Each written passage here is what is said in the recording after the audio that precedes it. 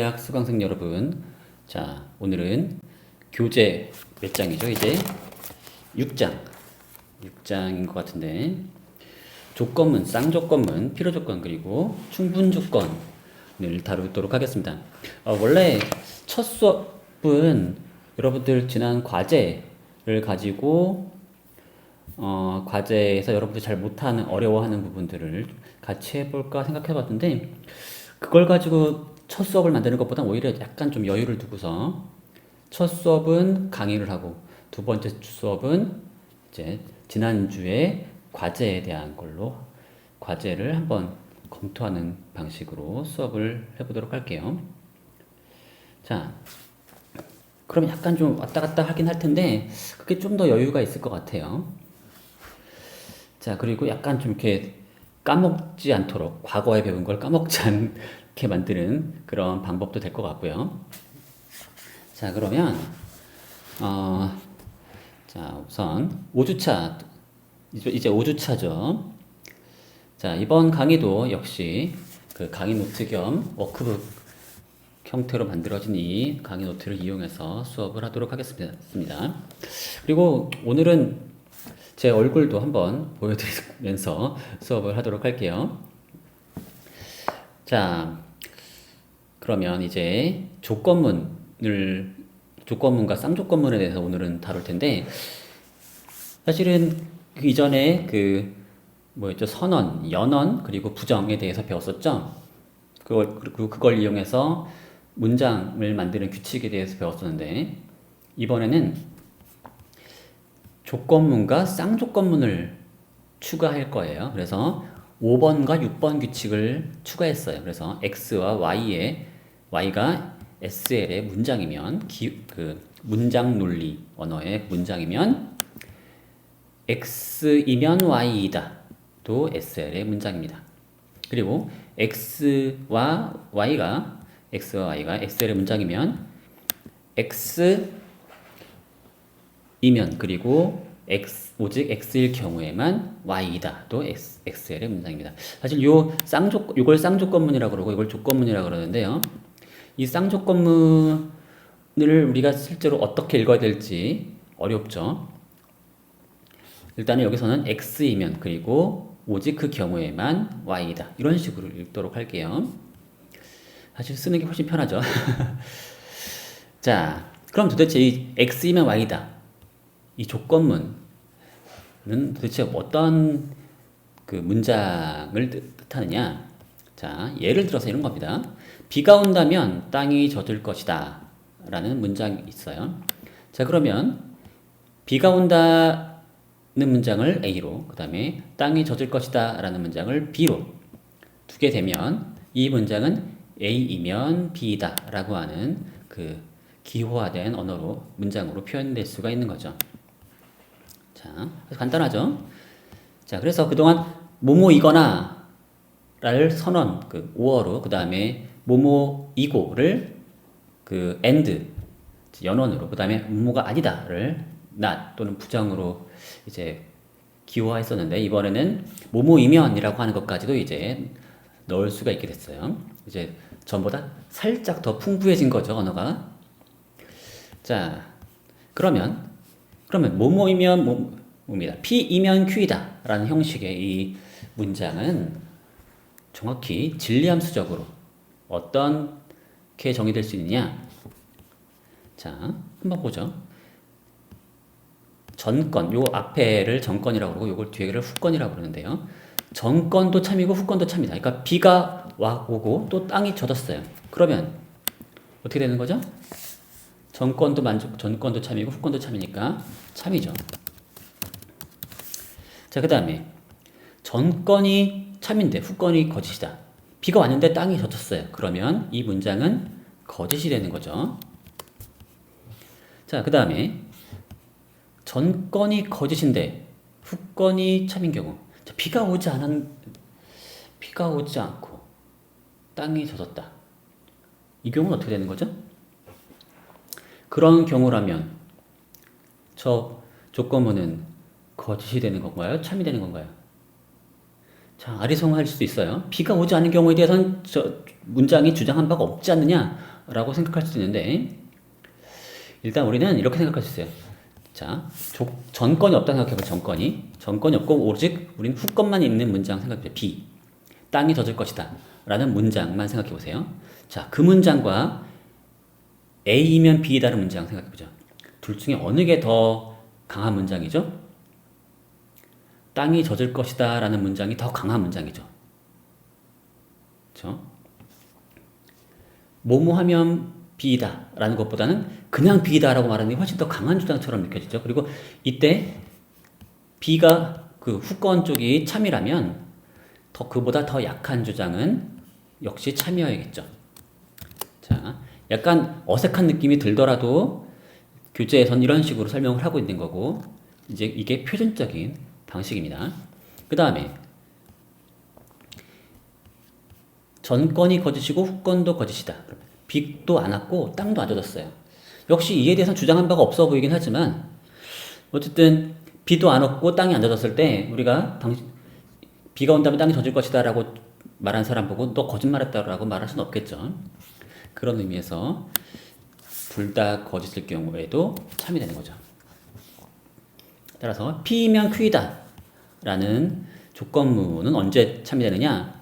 전건과 후건이 모두 참인 경우, 그 다음에 전건이 거짓인 경우, 그때 다 참이 되고, 오직 언제? 전건이 참이지만 후건이 거짓인 경우에만 거짓이 되는 겁니다. 자, 아시겠죠? 자, 전건이 거짓인 경우에 대해서 뭔가 정의되지 않았기 때문에 여기에서는 진리값을 알 수 없지 않느냐라고 의심하는 분이 있을 수도 있는데, 일단 표준적인 논리학의 방식에서는 이 부분도 다 진리치가 정해지는 겁니다. 조건문도 다 이 조건문을 구성하는 단순 문장들의 진리치에 의해서 진리치가 결정되면 조건문도 무조건 진리치가 결정되는 거예요. 그래서 TFTT로 결정되는 겁니다. 자, 이게 좀 어색하게 느껴졌다면 좀 더 직관적으로 덜 어색한 문장을 살펴보도록 할게요. 자, x가 2보다 크면 x의 제곱은 3보다 크다 라는 문장을 생각해보죠. 이 문장 참인 것 같아요? 거짓인 것 같아요? 잘 생각해보면은 이 문장 여러분 대부분 다 x에다 막 대입을 해보다 보면은 x에다 4를 대입하고, 자, 다 참인, 결국에 x가 2보다 크면 x의 제곱이 3보다 크다라는 문장이 여러분 참으로 느껴질 거예요. 자, 그 이유를 다시 한번 여러분이 이걸 참이라고 느끼는 것을 한번 다시 해명해 보도록 하죠. 왜 그런지. 자, 사실 x는 미지수이기 때문에 사실 이 문장은 임의의 x에 대해 라고 하는 게 좀 생략된 문장인데, x에 무엇을 넣든 이 문장이 참이라는 뜻이죠. 그리고 그런 말을 여러분들은 받아들인 셈이에요. 자, x에다 4를 대입할 경우 어떻게 되죠? 이 문장은 4가 2보다 크면 16은 3보다 크다 라는 문장이 되죠. 사실 오히려 원래 문장보다 대입한 문장이 더 어색하게 느껴질 수도 있는데요. 자, 4가 2보다 크면 16은 3보다 크다. 자, 이 문장의 전건과 후건의 진리값을 알아보죠. 전건은 뭐죠? 참이죠. 후건도 참이에요. 맞죠? 자, 이번엔 x가 2일 경우 대입해보죠. 그럼 2가 2보다 크면 4는 3보다 크다가 되죠. 맞죠? x에 2를 대입하면 x의 제곱은 4니까요. 자, 이 문장 어떻게 되죠? 전건은 거짓이죠. 후건은 참이죠. 그렇죠? 그 다음에 x에 1을 대입하면 1이 2보다 크면 1은 3보다 크다라는 문장이 되어버리죠. 자, 이렇게 되면 전건도 거짓이고 후건도 거짓이죠. 결국에 전건이 참이고 후건이 참인 경우도 있고, 전건이 거짓인 경우도 있고, 전건이 거짓일 때 후건이 참인 경우, 후건이 거짓인 경우 다 있어요. 그렇죠? 하지만 어떤 경우가 없어요? 암만 x에 어떤 수를 대입하더라도 전건이 참이면서 후건이 거짓인 경우는 없죠. 그렇죠? x에 어떤 수를 대입하든 이런 경우는 없어요. 따라서 바로 이런 의미에서 우리는 이 x가 2보다 크면 x 제곱은 3보다 크다라는 문장을 우리는 참으로 받아들이고 있다고 볼 수 있죠.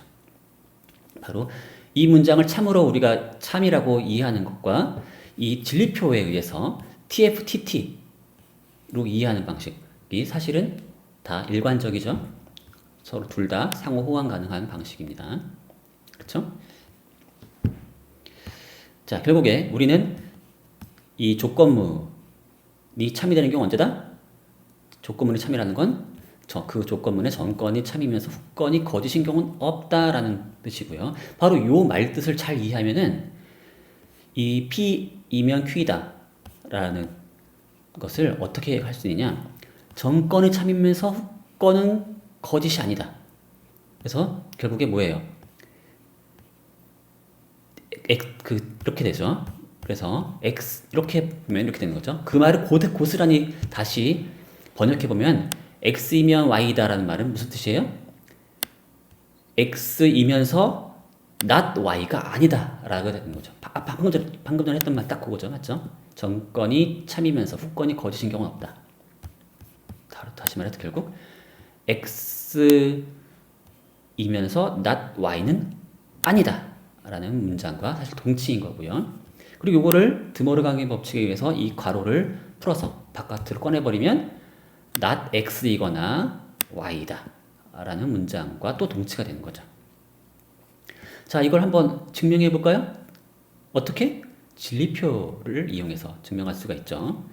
자, 어떻게 할 수 있냐면 결국 진리표에서 모든 행이 같은 진리값을 가지면 동치라 그랬죠? 정말 그런지 한번 살펴봅시다. 자, not 가로하고 x and not y 요것의 진리값을 알려면 자, 각각의 이제 구성 요소를 다 구해봐야 되는데 우선 not y를 구해보면 y 쪽에 그 진리값을 반전시켜서 f t가 되죠. 그 다음에 x and not y는 둘 다 참일 때만이죠. 그러니까 여기 t 하고 나머지는 f가 되겠죠. 그 다음에 요거를 다시 반전시키면 마지막 결과가 나오겠죠. 그러면 t, f, t가 되죠. 어때요? 결과물이 tftt 봤던 tft 똑같죠? 따라서 두 문장은 논리적 동치입니다. 그리고 한번 마지막도 살펴볼까요? 이미 이건 드모르강의 법칙에 의해서 해봤지만 그래도 한번 해봅시다. not x는 ft죠. 그 다음에 not x이거나 y, not x or y는 자, 요 두 줄만 보면 되죠. tf니까 t고, ff니까 f고, tt니까 t고, ft니까 t죠. 어때요? 증명이 됐죠? 정확히 각각의 그 행마다 동일한 진리값을 가집니다. 자, 그 다음에 요걸 이제 조건문 규칙이라고 하는 거고요. 자, 그 다음에 대우 규칙이라고 하는 게 있어요. 자, 이건 뭐냐면 x이면 y다 라고 하는 문장은 not y면 not x이다 라고 하는 문장과 똑같다는 거죠. 자, 이것도 한번 증명을 해보죠. not y를 한번 하면 t니까 f고, f니까 t고, t니까 f고, f니까 t예요. 그리고 not x는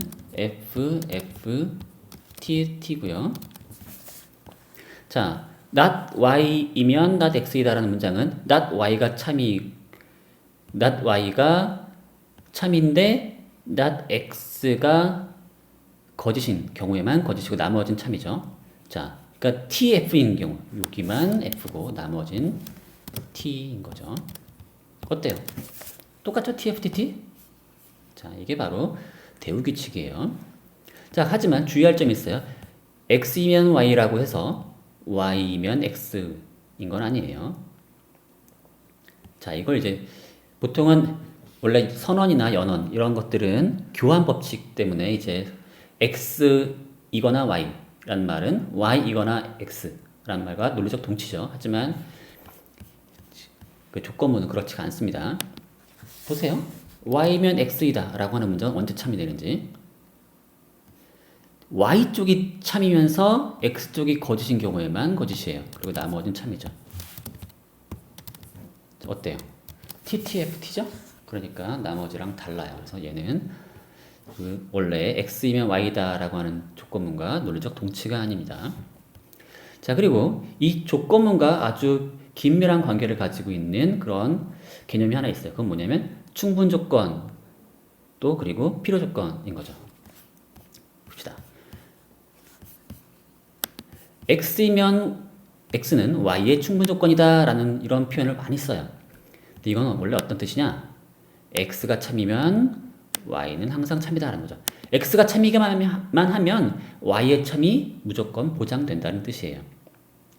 y가 참이기 위한 충분 조건이라는 거죠, x가. 자, 반대로 필요 조건은 뭐냐? x는 y의 필요 조건이다 라는 말은 x가 참이 아니면 y가 항상 참이 아니라는 겁니다. 그러니까 필요 조건이라니까 그 y가 참이 x가 참이 아니기만 하면 y가 참이 될 수 없는 그런 거죠. 오직 x가 참일 때에만 y가 참이다 라는 말과도 같아요.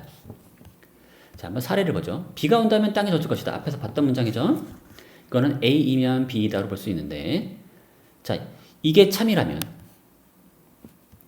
이 문장이 참이라면 A는 B의 충분 조건이란 뜻이에요. 충분 조건이란 말이에요. 그리고 재밌는 건 뭐냐면 A면 B이다가 참이라면, 자, 보세요. 이게 참이라면 대우 조건에 따라서 not B면 not A겠죠. 바로 이 조건이죠. not B면 not A다가 돼버리는 거니까 결국 B는 A의 필요 조건이 되는 겁니다. 자, 여러분 잠깐 시간을 생각해 보세요. 잠깐 이 화면이 죄송합니다. A는 B의 충분 조건이고 B는 A의 필요 조건이에요. 자, 그래서 이걸 외워두시면 됩니다. A면 B다라는 문장이 참이라면 어떻게 된다? A는 B의 충분 조건이고 B는 A의 필요 조건이다. 대우 규칙을 잘 생각해 보면 돼요. A면 B다는 뭐예요? not B면 not A다라는 거죠. 그 둘이 논리적 동치라 그랬죠. 그러니까 B가 거짓이라면 A가 거짓이 되는 거예요. 따라서 B가 A의 필요 조건이 되는 거죠.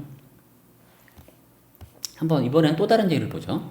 X는 4개의 등변과 4개의 직각을 가지고 있는 경우, 그리고 오직 그런 경우에만 정사각형이다 라는 문장이 있다고 합시다.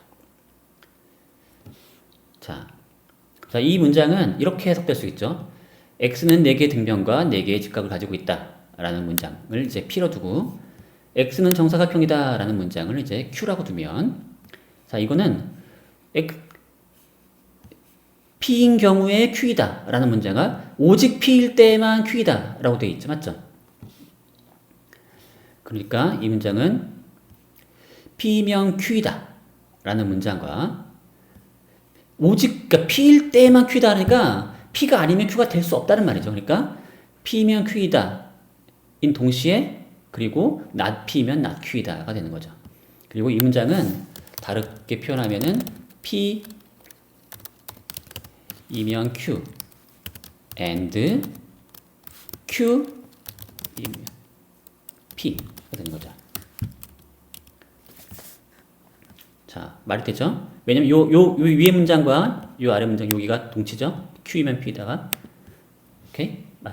아시겠죠? 자, 보시면 P에서 Q로 가는 조건문, P에서 Q로 화살표 가고 또 Q에서 P로 화살표 가는 거예요.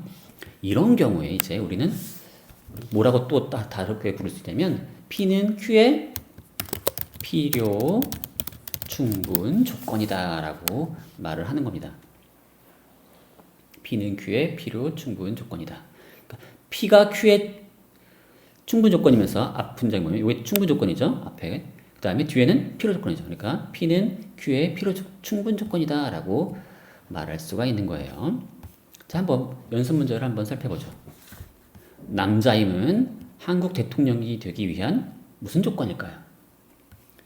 자, 한번 이 문장 이렇게 말하죠. 바꿀 수 있어요. 자, 이렇게 바꾸는 게 사실은 뒤에 가서 배우는 거긴 한데 그래도 이렇게 바꿔봐야 되겠어요. 자, X는 남자이다 라는 문장을 P라고 그러고 Q는 X가 한국 대통령이다 라는 문장으로 보면 되겠죠. 그렇게 되면 우리는 자, 이 문장이 그 남자임이 한국 대통령이 되기 위한 필요 조건인지 충분 조건인지 이런 걸 따지려면 뭘 만들어 봐야 돼요? 조건문을 만들어 봐야 되는 겁니다. 그래서 이게 이 문장을 그래서 P면 Q이다 라는 문장을 만들었어요. 자, 이 문장이 참입니까? 참입니까? 거짓입니까? 남자이면 한국 대통령이 됩니까? 아니죠. 거짓이죠. 그러니까 P는 Q의 충분 조건이 아니에요. 그러면 Q, 한국 대통령이면 남자이다. X가 한국 대통령이면 그 남자이다. 말이 되나요? 참입니까? 그것도 참이 아니죠. 거짓이죠. 따라서 남자이면 한국 대통령이 되기 위한 필요 조건도 충분 조건도 아닌 거죠. 자, 필요 조건도 아니고 충분 조건도 아니라는 겁니다. 자, 그러면 이번에 보죠. 산소는 인간이 생존하기 위한 무슨 조건일까요? 자, 그래서 산소가 존재한다라는 문장을 P라고 하고 인간이 생존한다라는 문장을 Q라고 해봅시다. 자, 그러면 P이면 Q입니까? 산소가 존재하면 인간이 생존합니까? 무조건? 이게 참이에요? 아니죠. 거짓이죠. 생각해보세요. 산소가 존재하는 하지만 인간이 죽는 경우도 있죠. 그렇죠? 그렇죠? 다른 조건이 또 만족돼서 음식도 식량도 있어야 되고 그렇죠? 여러 가지 조건이 더 있어야지 인간이 생존할 수 있겠죠. 따라서 산소가 존재한다고 인간이 꼭 생존하는 건 아니에요. P면 Q가 성립하지 않아요. 반대로 Q이면 P입니까? 인간이 생존한다면 산소가 존재하는 걸까요? 그렇죠. 존재하는 거죠. 자, 이게 참이죠. 따라서 사실 오히려 이걸 따지는 것보다 그냥 문장만 따지는 게 더 쉬울 수도 있어요. 이건 경우에 따라 그때그때 달라요. 어느 게 더 쉬운 건지는. 자, 그렇다면 산소는 인간이 생존하기 위한 무슨 조건이죠? 필요 조건인 거죠. 충분 조건은 아니고. 자, 이번엔 읽어보죠. 오직 인사청문회를 거쳐야 국세청장에 임명될 수 있다. 라는 말이 사실이라고 할 때, 자, 인사청문회를 거치면 국세청장이 되기 위한 무슨 조건일까요? 자, 이것도 마찬가지로 P와 Q를 하는 문장을 만들어 봤어요. X가 인사청문회를 거친다. 그 다음에 X가 국세청장이 된다. 이걸 각각 P와 Q로 둔 상태에서 P면 Q이다. 가 참인지, 그죠? 자, 우선 앞에 이걸 미리 단서로 나열해놨죠. 이게 참이라 그랬죠? 자, 이게 무슨 문장이죠? P면 Q입니까? 아니면 Q면 P입니까? 여기서 인사청문회를 거치면 국세청장이 된다라는 말이면 P면 Q겠죠. 하지만 여기서 보면 오직 인사청문회를 거쳐야라고 되어 있어요. 다시 말해서 국세청장에 임명되려면 인사청문회를 꼭 거쳐야 되는 거죠. 그러니까 인사청문회를 거치지 않으면 국세청장이 될 수 없다는 말이고, 그렇죠. 그러니까 not P면 not Q라는 거예요. 그리고 그 말은 Q이면 P다는 거죠. 이쪽이 참이고, 자, 저 문장이 뜻하는 바는 Q이면 P다는 거고, 이쪽은 알 수 없는 거죠. 그렇죠? 그래서 우리가 알 수 있는 건 뭐예요? 이 문장이 참이라고 할 때 우리가 분명하게 알 수 있는 거는 Q이면 P다가 성립하니까 뭐죠? 인사청문회를 거치면 국세청장이 되기 위한 필요 조건이 되는 거죠. 그렇죠? 자, 그 다음에 이번엔 A가 C를 위한 충분 조건이면 A와 B의 연원도 C의 충분 조건일까요? 사실 연습 문제 A에 해당하는 연습 문제가 더 많은데 일단 생략하고 B로 넘어가 볼게요. 자, B의 첫 번째 문제가 이런 건데요. A가 C를 위한 충분 조건이면 A와 B의 연원도 C의 충분 조건이다. 자, 이 말을 다시 한번 또 바꿔보죠. 그러면 A가 C를 위한 충분 조건이란 말은 뭐죠? A면 C다라는 거죠. 그게 참이라는 거죠. 그리고 뒤에 문장 뭐죠? A와 B의 연원도 C의 충분 조건이다. 이거는 A and B면 C다라는 거죠. 그렇죠? 자, 그러면 앞에 요게 참이면 요게 참일까요? 어떻게 생각하십니까? A면 C다가 참이면 A and B도 참일까요? 잘 생각해 보세요.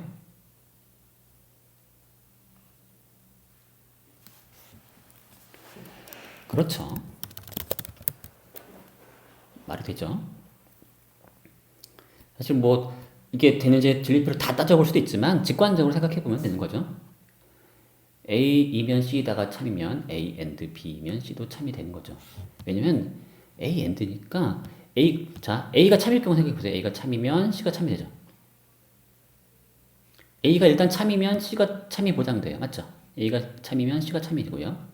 그러니까 A가 일단 참이면 A and B도 참이가 A and B는 참일 수도 있고 거짓 수도 있죠. 자, 만약 B가 참이라면 참이 돼서 이제 참이 되고, 그렇죠? 만약에 B가 거짓이면 이쪽 그냥 거짓이 되니까 이쪽 참이 보장되죠, 맞죠? 그렇죠? 그러니까 이쪽이 참이면 이쪽이 무조건 참이 된다는 거죠. A가 거짓인 경우도 마찬가지. A가 거짓이면 이게 참인데 A가 거짓이면 이쪽 무조건 참이 되죠. 그렇죠? 그러니까 S고 이게 각각 단수 문장의 진리값을 이용해서 따져봐도 되고 직관적으로 따져봐도 A가 하나면 A가 C를 위해서 충분한 조건이면 A가 C의 참을 보장하기 위한 충분 조건이면 A와 B의 연원도 당연히 C의 충분 조건이 되는 거죠. 자, 그래서 이번 참이 되는 거죠. 자, 혹시 제가 수업 중에 실수할 수도 있어요. 이게 워낙 헷갈릴 때가 있기 때문에 저도 심지어 헷갈릴 수 있어요. 혹시 제 강의에서 문제가 있다면 나중에 문제 제기를 해주세요. 참지 마시고.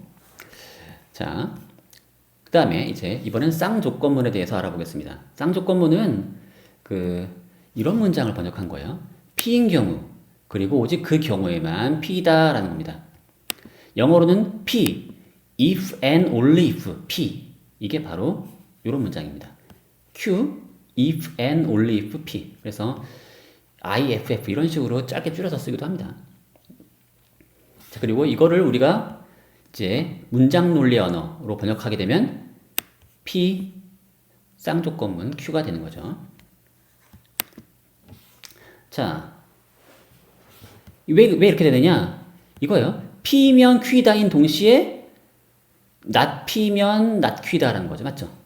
그러니까 오직 P인 경우, 그러니까 P인 경우에는 Q가 되고, 그러니까 P면 Q죠. 그 다음에 오직 P일 때만 Q다라고 했으니까 not P면 Q가 될 수 없다. not P면 not Q다죠. 따라서 P면 Q이다인 동시에 Q면 P이다가 되는 거예요. 그래서 조건문이 쌍방향으로 하는 거죠.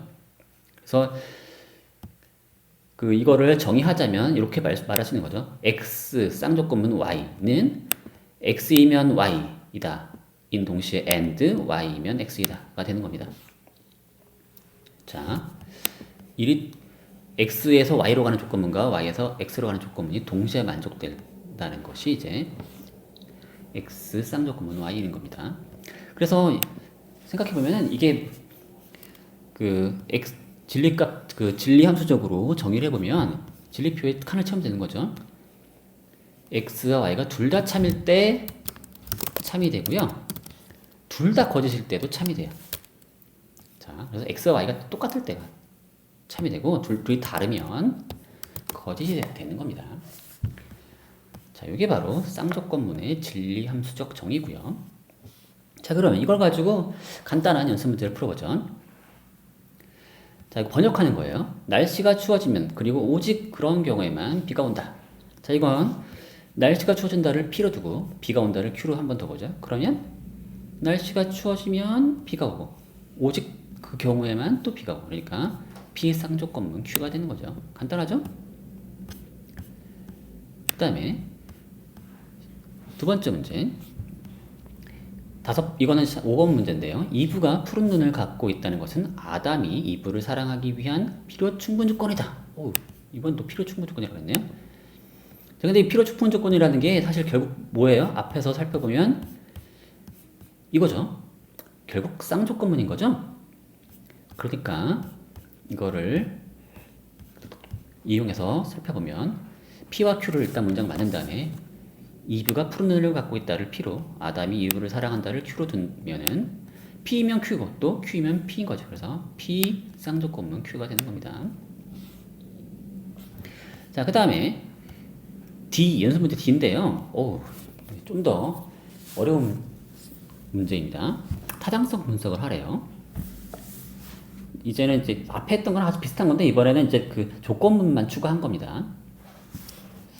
자, 논증의 타당성을 분석하기 위해서 뭐가 필요하죠? 진리표를 만들면 되죠. 자, 근데 그걸 만들려면 뭘 해야 되죠? 그걸 번역을 해야 돼요. 봅시다. 번역부터 합시다. 김 씨가 시장으로 당선된다면 시청의 부정부패는 일소될 것이다. 근데 김 씨는 당선되지 않을 것이다. 그러므로 시청의 부정부패는 일소되지 않을 것이다. 자, 김 씨가 시장으로 당선된다를 A, 그 다음에 시청의 부정부패가 일소된다를 B로 둡시다. 그러면 첫 번째 전제는 A 이면 B다죠. 그렇죠? 근데 김 씨는 당선되지 않을 것이다. 이거는 not A죠. 그리고 결론은 not B죠. 어떻습니까? 자, 전제에다가 그래서 A면 B다. 전제 2는 not A고 결론은 not B예요. 자, 이 상황에서 자, 진리표를 완성해 보죠. 우선 규칙대로 T, F, TT고요. not A는 F, F, TT죠. 그리고 not B는 F, T, FT죠. 그렇죠? 여기 보면 요거 거꾸로 만든 거예요. 자, 그 다음에 우리는 뭘 봐야 되죠? 우리가 뭘 봐야 될까요? 전제가 참이면서 결론이 거짓인 것이 있는지 보면 돼요. 그러니까 전제가 둘 다 참이면서 결론이 거짓인 게 있는지 보면 돼요. TF니까 아니고 FF니까 볼 필요 없고 TT, 맞죠? TT, F. 있네요. 전제가 참이면서 결론이 거짓인 그런 행위 있어요. 따라서 이 논증은 타당한가요? 아니죠. 타당하지 않죠. 이 논증은 바로 부당한 논증이 되는 겁니다. 부당한 논증이 되는 거죠. 자, 이거 어떻게 옮기죠? 부당한 논증. 자, 여기. 자, 부당한 논증입니다. 그 다음에, 이번에는 그냥 그 기호 논리, 그 문장 논리 언어로 표현된 걸 보죠. 자, 해봅시다. 전제가 이렇게 3개고요. 결론이 C예요. 그러니까 이거 이렇게 하면 안 되는데. A, B, C 그려야 되는데. 죄송합니다. 이거 다시 찍어서 보여드릴게요. 자, 제가 다시 돌아왔습니다. 자, 이번에는 그냥 제 얼굴 없이 이제 나머지는 채우도록 하겠습니다. 자, 이제 이걸 보도록 하죠. A or not B가 전제고요. 또 다른 전제는 B고요. A면 C or not B다 라는 것까지 이제 3개의 전제가 있네요. 그리고 C가 결론이에요. 자, 전제 3개의 결론이 하나이죠. 자, 과연 이 논증은 타당한 논증일까요? 자, 이걸 진리표를 통해서 제 타당성을 검증하려면 자, 쭉 만들어야겠죠. 이 진리표를 다 완성을 해야 돼요. 자, 아까 여기 4줄짜리로 만들었었는데 이 4줄로 안 되죠. 8줄이어야 돼요. 왜 그렇죠? 단순 문장이 3개니까죠. 자, 단순 문장 3개니까 각각 참거짓 2가지씩 가능하니까 둘둘둘 해서 2 곱하기 2 곱하기 해서 8줄이 필요한 거예요. 자, 그러면 차근차근 만들어 봅시다. 근데 제 이 도구가 저희 컴퓨터에서 이걸 쓰는 도구가 자, 이게 어떻게 하면 좋을까요? 그냥 이렇게 할게요. 이번에는 참이면 2를 쓰고 참이면 2를 쓰고 거짓이면 0을 쓸게요. 사실은 이게 컴퓨터에서 사용하는 방식에서는 컴퓨터 공학하시는 분들은 이거를 그 거짓에 0을 부여하고 참에 2를 부여하는 그런 식의 이진법을 사용하거든요. 사실 똑같아요. 자, 그러면 이렇게 해볼게요. 그러면 여기 참거짓을 쓰는 요 쭉 쓰는 표는 뭐냐면 제일 큰 수부터 제일 작은 수까지 쭉 쓰는 거랑 똑같아요. 뭐냐면 맨 밑에 000 해가지고 맨 끝에 111까지 짠 이렇게 해서 만들면 되는 거죠. 제일 큰 수부터 차례로 쭉 작은 수로 내려가면 되는 거죠. 이진수로. 자, 111보다 하나 작은 수는 1, 1, 0이고요. 그 다음엔 1, 0, 1이고요. 그 다음엔 1, 0, 0이죠. 자, 똑같아요. TTT, TTF, TFT, TFF. 자, 그 다음엔 여기는 이제 111 다 채웠고, 그 다음은 이제 맨 앞자리가 0인 거예요. 자, 갑자기 수학 시간처럼 보이지만 사실 똑같은 겁니다. 그 진리표 그리는 거랑 우리 수학 시간에 이진법 그리는 거랑 똑같은 거예요. 그 다음에는 여기 011, 0, 1, 0, 그 다음에는 0, 0, 1, 그리고 마지막에 0, 0, 0 이렇게 총 8가지를 완성한 거죠. 자, 그러면 이제 진리표를 하나씩 채워봅시다. A or not B라고 하는 전제는 언제 참이냐? 자, 둘 다 거짓일 때만 거짓이죠. 그렇게 생각하는 게 쉬워요. 둘 다 거짓일 때만 거짓이다. A가 거짓이고 not B가 거짓일 때, A가 거짓이고 B가 참일 때, A가 거짓이고 B가 참일 때, 딱 바로 요때죠. 요 두 경우에 거짓이 되고 나머지는 다 참이라는 겁니다.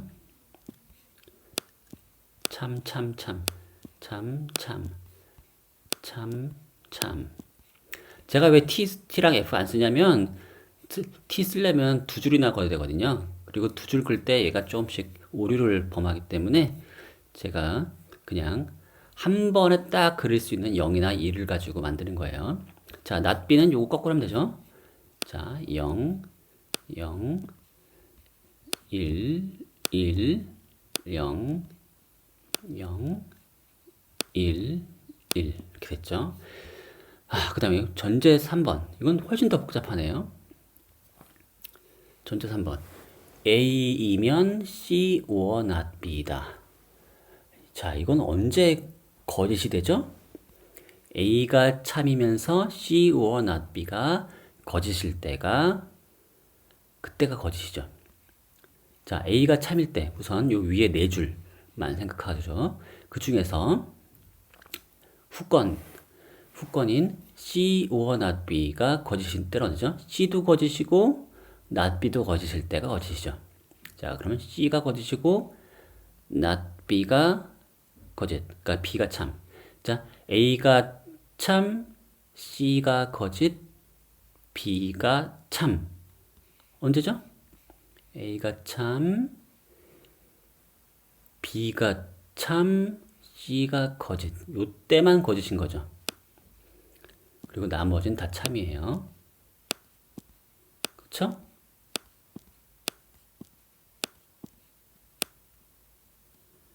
그 다음에 결론은 1, 0, 1, 0, 1, 0, 1, 0.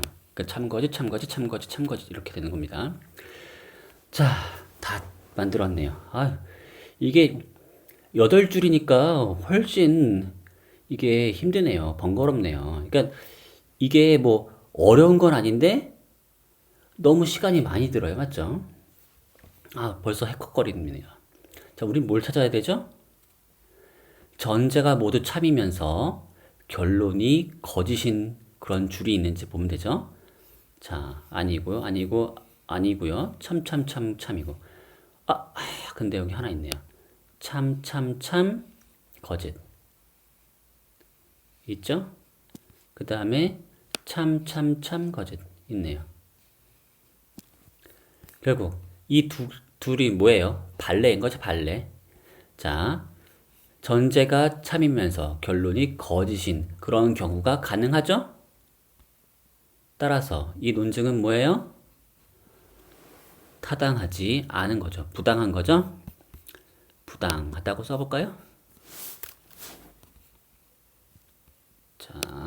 자, 이 논증은 부당하다. 자, 됐습니다. 자, 이번에는 방금 전에 보셨듯이 벌써 단순 문장이 세 개만 되니까 벌써 8줄이 되죠. 만약에 단순 문장이 3개가 아니라 4개다 그러면 몇 줄이 필요하겠어요? 16줄이 필요하고, 만약에 단순 문장이 5개라면 32줄이나 필요해요. 그걸 언제 다 진리표를 완성하고 있겠어요? 안 돼. 그러고 있을 시간이 없어요. 자, 그래서 이런 진리표를 이렇게 샅샅이 다 조사하는 그런 방법은 너무 이제 시간이 많이 드니까 약식으로 하는 방법이 있습니다. 자, 이걸 약식 진리표 방법이라고 부르는데요. 자, 절차는 아주 간단해요. 일단 주어진 논증이 부당하다고 한번 가정해 봐요. 이 말은 무슨 뜻이에요? 모든 전제들의 T를 부여하고 결론에 F를 부여하는 겁니다. 그런 다음에 이런 진리값 할당이 논리적으로 일관될 수 있도록 각각의 단순 문장들의 진리값을 결정해 보는 거예요. 즉, 다시 말해서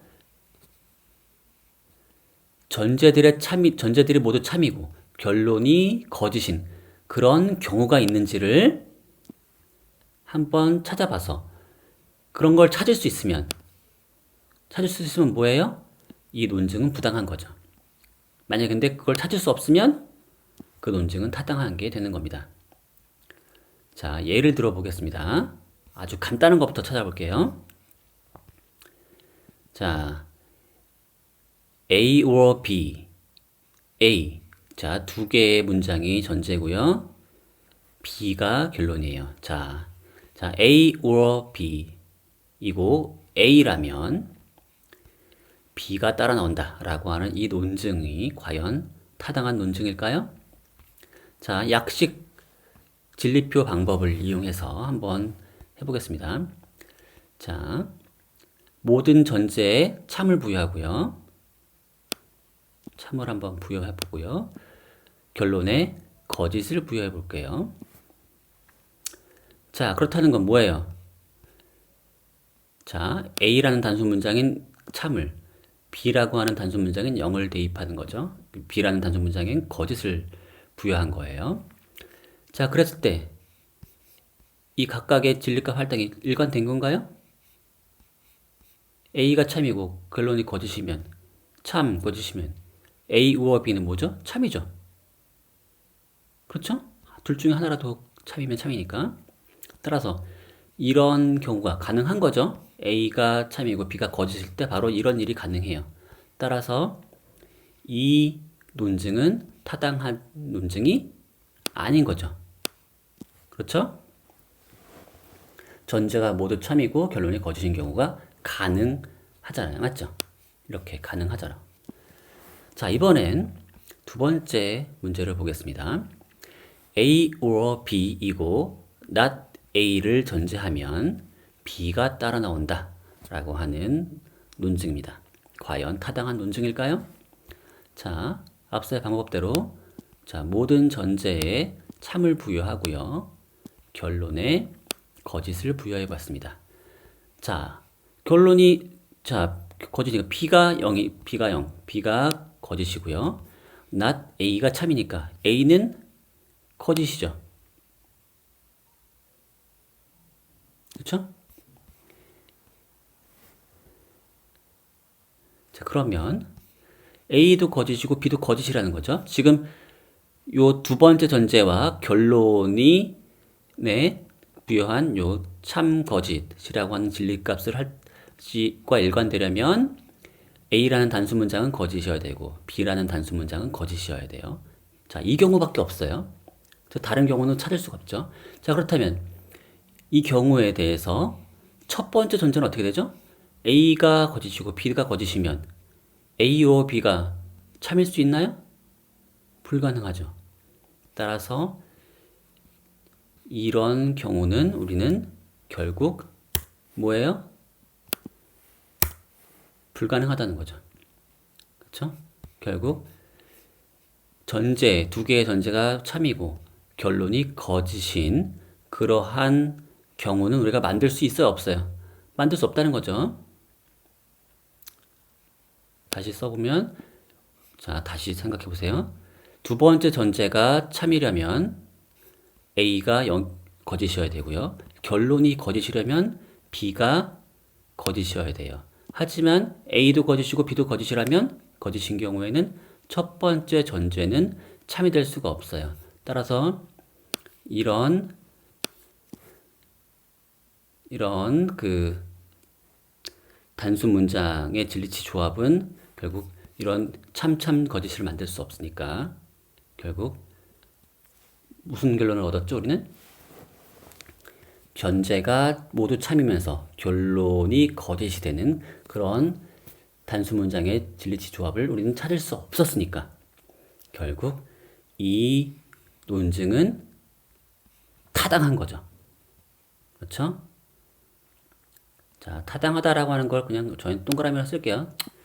지금 약간 거짓이 돼도 동그라미 쓰고 그러니까 약간 애매한데 어쨌든 X라고 쓴 거 이거 부당한 거고요. 여기 동그라미 이건 타당하다고 제가 쓴 겁니다.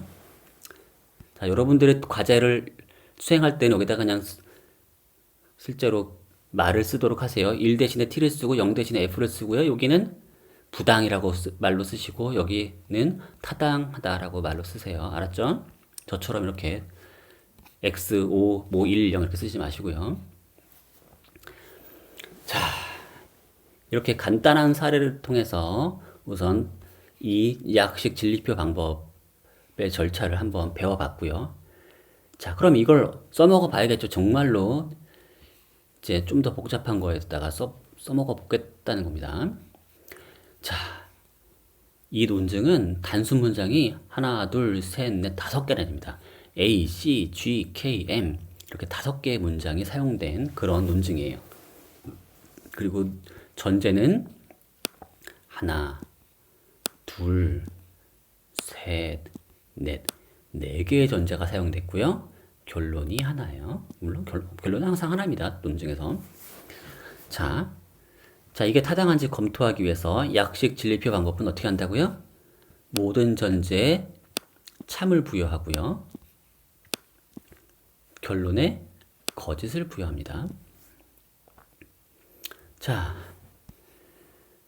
이런 진리치 할당과 일관되도록 한번 각각의 단수 문장의 진리치를 할당해 보도록 할게요. 자, 결론이부터 한번 볼게요. 자, 5어로 구성된 어떤 문장, 그 선언 문장이 거짓이려면 둘 다 거짓이어야 돼요. 자, 이런 경우에 우리는 각각의 단수 문장의 진리값을 확실하게 알 수 있죠. 자, 이 결론이 거짓이려면 not m이 거짓이어야 돼요. 따라서 m은 참이어야 되고요. C는 거짓이어야 되죠. 맞죠?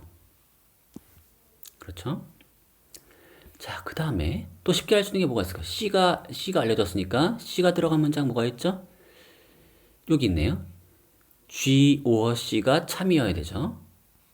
그러면 C가 거짓이면 G가 참이어야만 G or C가 참이 될 수 있죠. 그렇죠? 그 다음에 또 뭘 할 수 있죠? 어디 봅시다. 아, 여기 C이면 그리고 오직 그때만 K다 라고 하는 요 문장, 요 전제에 대해서도 분석할 수 있죠. C가 거짓이면 K가 뭐여야겠어요? K도 거짓이어야겠죠. 그 다음에 그러면 우리 뭐 한 거죠? 이 문장 체크했고 이 문장 체크됐고 이 문장 했죠? 잠깐만요. 이렇게 해놓으면 좀 그러니까 일단 요거 했고요. 요거 했고요.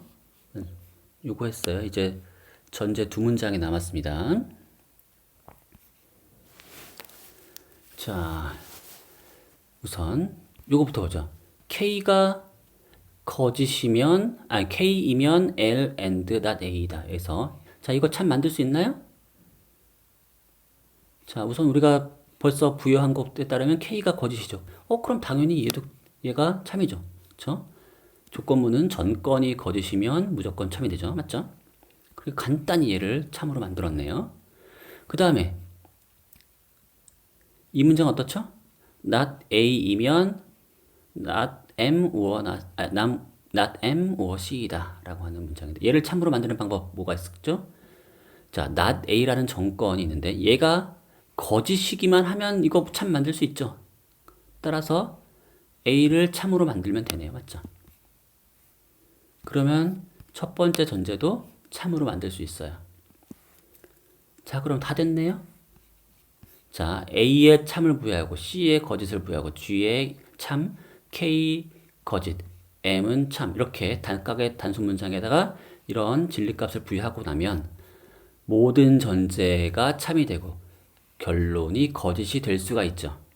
따라서 이 논증은 부당합니까? 타당합니까? 부당하죠. 그렇죠? 전제가 참이면서 결론이 거짓인 경우가 있으니까요. 자, 이제 마지막입니다. 드디어. 자, 이번엔 단순 문장이 4개가 사용된 논증입니다. 전제가 하나, 둘, 3개고요. 결론이 하나예요. 자, 우선 약식 진리표 방법에 따라서 자, 모든 전제에 참을 부여하고요. 결론에 거짓을 부여해 볼게요. 자, 쉽게 될 수 있는지 한번 모르겠는데 자, 봅시다. 자, 결론부터 볼게요. 결론이 거짓이라면 어떻게 되죠? A가 참이면서 A가 참이라면 not D가 거짓이어야 되죠. not D가. 자, 이런 경우 아니면 뭐죠? A가 거짓이면서 not D가 참인 경우죠. 자, 그러면 어떻게 되는 건가요? 이 경우가 하나면 좋은데 이게 경우가 딱 하나가 안 나오네요. 그러면 좀 시간이 걸리겠지만 한번 해보죠. 자, A가 참이고 그러면 not D가 거짓이니까 D가 참이네요. 맞죠? 그런 경우가 있다는 거죠. 그런 경우면 된다. 자, 그러면 여기다가 한번 다 써봅시다. A가 참이고 D가 참이다. 그럼 D or A 참 맞네요. 자, 여기 만들어지고요. 그 다음에 not D는 거짓이고요. A는 참이고요. 자, 여기까지 했습니다. 자, 지금 A가 참이고 D가 참인 그런 경우에 쭉 써봤는데 어떻습니까? 보죠. 일단은 요건 됐고요. 맞죠?